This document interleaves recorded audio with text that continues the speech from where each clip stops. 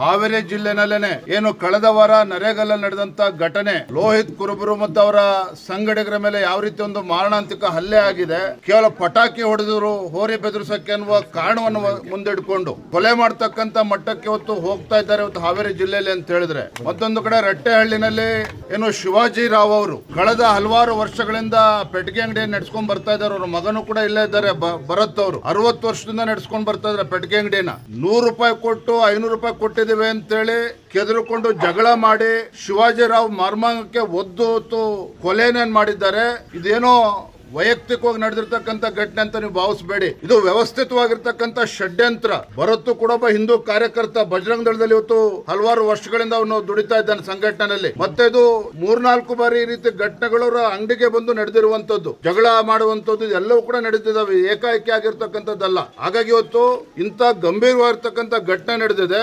ಅಮಾಯಕ ಇವತ್ತು ಪ್ರಾಣ ಕಳೆದುಕೊಂಡಿದ್ದಾರೆ, ಮರ್ಡರ್ ಆಗಿದೆ, ಇವತ್ತು ಕೊಲೆ ಆಗಿರ್ತಕ್ಕಂಥದ್ದು. ಇದು ದುರಂತ ಅಂತ ಹೇಳಿದ್ರೆ ಯಾವುದೇ ಒಬ್ಬ ಸಚಿವ ನರೇಗಲ್ಗೂ ಕೂಡ ಭೇಟಿನ ಕೊಟ್ಟಿಲ್ಲ, ಆ ಕುಟುಂಬವನ್ನ ಮಾತಾಡ್ಸಕ್ಕಂಥದ್ದಾಗಿಲ್ಲ. ಇಲ್ಲೂ ಕೂಡ ಬಂದು ಬಡ ಕುಟುಂಬವನ್ನ ವಿಚಾರಿಸುವಂತ ಕೆಲಸ ಗೋಜಿಗೂ ಕೂಡ ಕಾಂಗ್ರೆಸ್ ಸರ್ಕಾರ ಹೋಗಿಲ್ಲ. ಒಂದೇ ಮಾತಲ್ಲಿ ಹೇಳ್ಬೇಕು ಅಂತ ಹೇಳಿದ್ರೆ ನರಸತ್ತ ಕಾಂಗ್ರೆಸ್ ಸರ್ಕಾರ. ತಾಕತ್ತಿದ್ರೆ ಯಾರು ಇವತ್ತೊಂದು ದುಷ್ಕರ್ಮಿಗಳಿದ್ದಾರೆ ಕೇವಲ ಒಳಗ್ ಹಾಕ್ತಕ್ಕಂಥದ್ದು ಅಷ್ಟೇ ಅಲ್ಲ, ನೀವು ಜೈಲಿಗೆ ಹಾಕಿ ಅಲ್ಲಿ ಬಿರಿಯಾನಿ ತಿನ್ಸ್ತಕ್ಕಂಥ ಕೆಲಸವೂ ಕೂಡ ಕಾಂಗ್ರೆಸ್ ಸರ್ಕಾರ ಮಾಡ್ತಾ ಇದೆ. ಆ ಕಾರಣಕ್ಕಾಗನೇ ಇಡೀ ದೇಶದಲ್ಲಿ ಯಾವುದೇ ರಾಜ್ಯದಲ್ಲಿ ಈ ರೀತಿ ಘಟನೆಗಳು ನಡೀತಾ ಇಲ್ಲ. ಎಲ್ಲಿ ಕಾಂಗ್ರೆಸ್ ಸರ್ಕಾರ ಇದೆ, ಕರ್ನಾಟಕ ರಾಜ್ಯದಲ್ಲಿ ಇವತ್ತು ಈ ರೀತಿ ಘಟನೆಗಳು ಪದೇ ಮರುಕಳಿಸ್ತಾ ಇದೆ ಅಂತ ಹೇಳಿದ್ರೆ, ಯಲ್ಲಾಪುರದಲ್ಲಿ ಕೆಲವು ತಿಂಗಳ ಹಿಂದೆ ಒಬ್ಬ ದಲಿತ ಮಹಿಳೆ ಬರ್ಬರ ಹತ್ಯೆ ಆಯಿತು, ಲವ್ ಜಿಹಾದ್ ಪ್ರಕರಣ.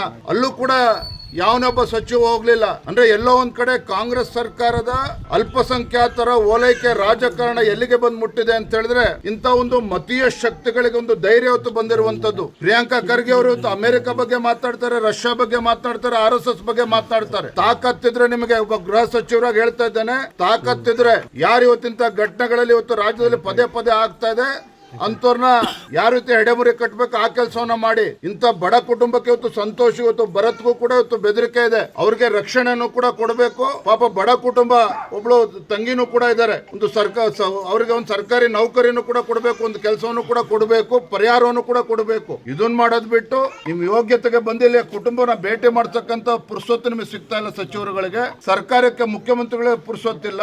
ನಾವಿವತ್ತೇನೋ ಬಂದು ಸಾಂತ್ವನ ಹೇಳ್ತಕ್ಕಂಥ ಪ್ರಯತ್ನ ಮಾಡಿದ್ದೇವೆ, ಆದ್ರೆ ರಾಜ್ಯ ಸರ್ಕಾರ ಇವತ್ತು ಎಚ್ಚೆತ್ಕೊಳ್ಬೇಕಾಗ್ತದೆ. ಅಲ್ಲಿ ಒಂದ್ ಕಡೆ ಪುನೀತ್ ಕೆರೆಹಳ್ಳಿ ಒಬ್ಬ ಹಿಂದೂ ಕಾರ್ಯಕರ್ತ, ಹಲವಾರು ವರ್ಷಗಳಿಂದ ಏನು ಗೋ ರಕ್ಷಣೆ ಮಾಡ್ತಕ್ಕಂಥ ಕೆಲಸ ಮಾಡ್ತಾ ಇದ್ದಾನೆ, ಒಬ್ಬ ಹಿಂದೂ ಕಾರ್ಯಕರ್ತನ ಪ್ರಾಮಾಣಿಕವಾಗಿ ಕೆಲಸ ಮಾಡ್ತಾ ಇದ್ದಾನೆ. ಪುನೀತ್ ಕೆರೆಹಳ್ಳಿ ವಿರುದ್ಧ ಯಾರೊಬ್ಬ ಕೊಲೆ ಬೆದರಿಕೆ ಹಾಕ್ತಾನೆ, ಅವ್ರನ್ನ ಒದ್ದು ಒಳಗಾಗ್ತಕ್ಕಂಥ ಕೆಲಸ ಕಾಂಗ್ರೆಸ್ ಸರ್ಕಾರ ಮಾಡೋದಿಲ್ಲ. ಬದಲಾಗಿ ಯಾರೊಬ್ಬ ಹಾದಿಲಿ ಬೀದಿಲಿ ಹೋಗಿ ಒಂದು ಕಂಪ್ಲೇಂಟ್ ಕೊಟ್ಟ ಅವ್ರ ವಿರುದ್ಧ ಅಂತೇಳಿ ಸುಳ್ಳು ಮೊಕದ್ದಮೆ ಮೇಲೆ ಮತ್ತೆ ಮೊನ್ನೆ ಅರೆಸ್ಟ್ ಮಾಡಿದ್ದಾರೆ ಪುನೀತ್ ಕೆರೆಹಳ್ಳಿನ. ಅಂದ್ರೆ ಎಲ್ಲೋ ಒಂದ್ ಕಡೆ ಕಾಂಗ್ರೆಸ್ ಸರ್ಕಾರ ಇವರು ಪದೇ ಹಿಂದೂ ಕಾರ್ಯಕರ್ತರನ್ನ ಟಾರ್ಗೆಟ್ ಮಾಡ್ತಾ ಇರುವಂತದ್ದು. ಇವರ ಅಲ್ಪಸಂಖ್ಯಾತರ ಓಲೈಕೆ ರಾಜಕಾರಣದ ಪರಿಣಾಮವಾಗಿ ಇವತ್ತಿಂತ ಮತೀಯ ಶಕ್ತಿಗಳಿಗೆ ಇವತ್ತು ಧೈರ್ಯ ಬಂದಿರುವಂತದ್ದು. ಹಾಗಾಗಿ ನಾನು ಇವತ್ತು ರಾಜ್ಯ ಸರ್ಕಾರವನ್ನ ಎಚ್ಚರಿಸ್ತಾ ಇದ್ದೇವೆ. ನಾಡಿದ್ದು 16ನೇ ತಾರೀಕು ಕೂಡ ಒಂದು ಬೃಹತ್ ಹೋರಾಟವನ್ನ ಹಾವೇರಿನಲ್ಲಿ ಹಮ್ಮಿಕೊಂಡಿದ್ದಾರೆ ಬೊಮ್ಮಾಯಿ ಅವರ ನೇತೃತ್ವದಲ್ಲಿ. ನಾನು ರಾಜ್ಯ ಸರ್ಕಾರ ಕೇಳ್ತಕ್ಕಂಥದ್ದು ಇಷ್ಟೇನೆ, ನಿಮ್ಮ ಪಾಪದ ಕೂಡ ತುಂಬಿದೆ. ಇವತ್ತು ಹಿಂದೂಗಳ ಜೀವವನ್ನು ತೆಗಿತಾ ಇದ್ದೆ ನೀವು ಕಾಂಗ್ರೆಸ್ ಸರ್ಕಾರ.